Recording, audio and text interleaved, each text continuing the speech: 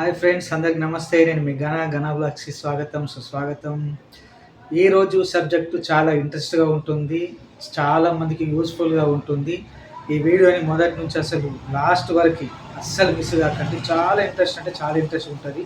ఎందుకోసం అంటే ఇది మన చుట్టుపక్కల జరుగుతున్న ఒక చిన్న సంఘటనకు సంబంధించింది. దాని గురించి ఈరోజు మనం మాట్లాడుకుందామని చెప్పేసి మీ ముందరికొచ్చాను. అది ఏదో కాదు, ఈ రోజుల్లో చాలా మందిని మనం చూస్తుంటాం. చాలా తెలివైన వాళ్ళు ఎవరైతే ఉంటారో, వీళ్ళు చాలా తక్కువగా సంపాదిస్తూ ఉంటారు. అంటే ఆర్థిక ఇబ్బందులతో కూరుకుపోయి ఉంటారు. కానీ వీళ్ళన్నిట్లో ఫస్ట్‌గా ఉంటారు. దేంట్లైనా సరే తెలివితేటల్లో ఫస్ట్ ఉంటారు. ఏదన్నా సబ్జెక్ట్ సంబంధించిన నాలెడ్జ్‌లో ఫస్ట్ ఉంటారు. కానీ నార్మల్ పీపుల్స్ ఎవరైతే ఉంటారో, అంటే ఎగ్జాంపుల్ తీసుకుంటే స్కూల్‌లో చాలా తెలివైన విద్యార్థి ఎవరైతే ఉంటారో అతను లైఫ్‌లో అంత తొందరగా సెట్ కాడు. కానీ మధ్యస్థంగా అంటే చాలా తక్కువ చదువుకొని ఇప్పుడు లాస్ట్ బెంచ్‌లో కూర్చున్న వాళ్ళు ఎవరైతే ఉంటారో వీళ్ళు మాత్రము మంచి బిజినెస్ చేస్తూ మంచి ఉన్నత స్థానాల్లోకి వెళ్ళిపోతారు. ఇలాంటివి మనము సమాజంలో మన చిన్నప్పటి నుంచి చూస్తూనే ఉంటాం. ఒకానొక సందర్భంలో అనుకుంటాం ఏమని, అరే! నేను క్లాస్‌లో బాగా క్లెవరు. నేను క్లాస్‌లో ఫస్ట్ వస్తుంటే వాడు వెనకొస్తుండే. నా పేపర్ చూసిన దాకా వాడు పాస్ కాకపోతుండే. కానీ ఈరోజు వాడు మస్తు డబ్బులు సంపాదించేసి ఒక ప్లేస్‌కెళ్ళిపోయిండు. ఒక స్థానంలో ఉన్నాడు. రాజకీయంగా ఎదిగిండు. ప్లస్ బిజినెస్ పరంగా ఎదిగిండని చెప్పేసి మనము అనుకుంటా ఉంటాము, చూస్తా ఉంటాము. ఇలాంటి సందర్భాలు మనకు చాలా ఎదురైతూ ఉంటాయి మన చుట్టుపక్కలలా. అసలు తెలివైన వాళ్ళు, చాలా క్లెవర్‌గా ఉన్నవాళ్ళు ఈ డబ్బుని ఎందుకు సంపాదించలేకపోతున్నారు? వీళ్ళు ఆర్థికంగా ఎందుకు వెనకబడి ఉంటున్నారు? అసలు ఆర్థిక సమస్యలు ఎందుకొస్తున్నాయి వీళ్ళకి? అనేది ఒకసారి మనము కూలంకషంగా మాట్లాడుకుందాం. మీరెప్పుడైనా చూడండి, ఈ తెలివైన వాళ్ళు ఏ రకంగా ఉంటారంటే, వీళ్ళు దేని గురించైనా తెలుసుకోవాలంటే దాని గురించి పూర్తిగా తెలుసుకుంటారు. వెంటనే ఆ పనిలోకి దిగరు. ఆ పని ఏంటి? ఆ పనికి సంబంధించిన విషయం ఏంది? అది ఏ రకంగా చేయాలి? ఏంది? దాంట్లో వల్ల మనకేమైనా లాభం ఉందా? నష్టం ఉందా? అనేది పూర్తిగా డెప్త్‌గా ఎళ్లి దాని మీద వర్క్ చేసిన తర్వాతనే అప్పుడు ఇది మనకు ఓకే అనుకుంటేనే ఆ పనిలోకి వెళ్తారు. కానీ సెకండరీ అంటే మధ్యస్థమైన ఎవరైతే ఉన్నారో వీళ్ళు ఏ రకంగా ఉంటారంటే ఫస్ట్ పని చేయాలి. అది ప్లస్సా, మైనసా తర్వాత విషయం. దాని వలన మనకొకటి నేర్చుకుంటాము. ఆ పనిలోకి దిగుదామని జెప్పేసి వెంటనే ఆ పనిలోకి దిగుతారు.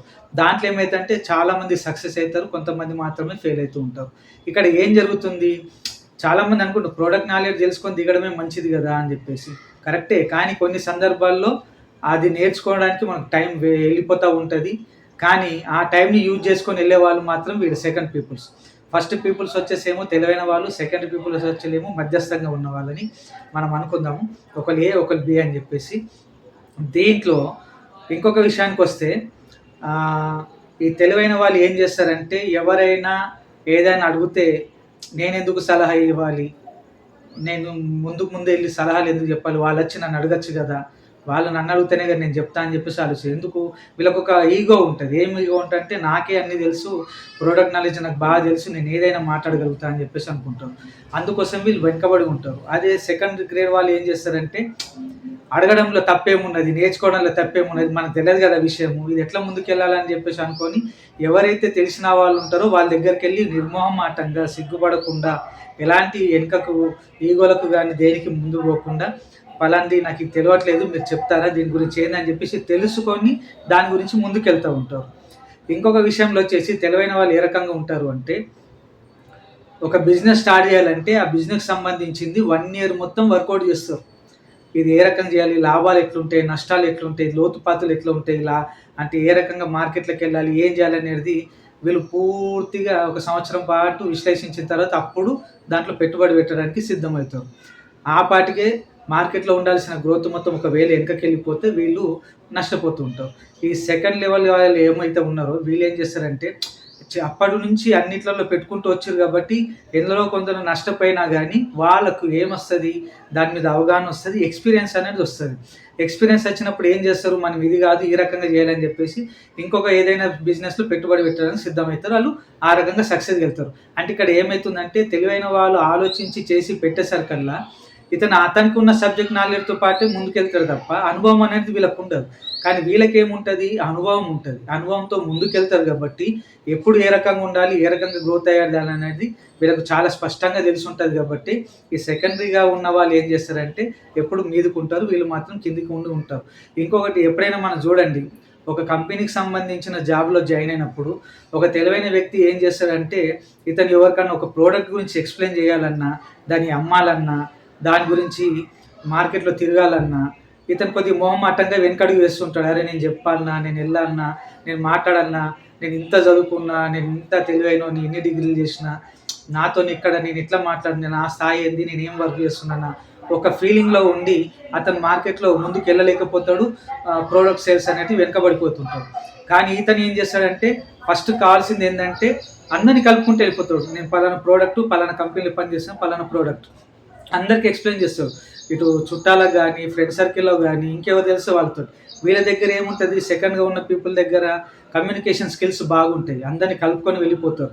అతనికి ఉన్నది ఒకటే గోల్. నేను ఎక్కడికెళ్ళి ప్రొడక్ట్‌ని సేల్ చేయాలి. అది ఎవరైనా సరే.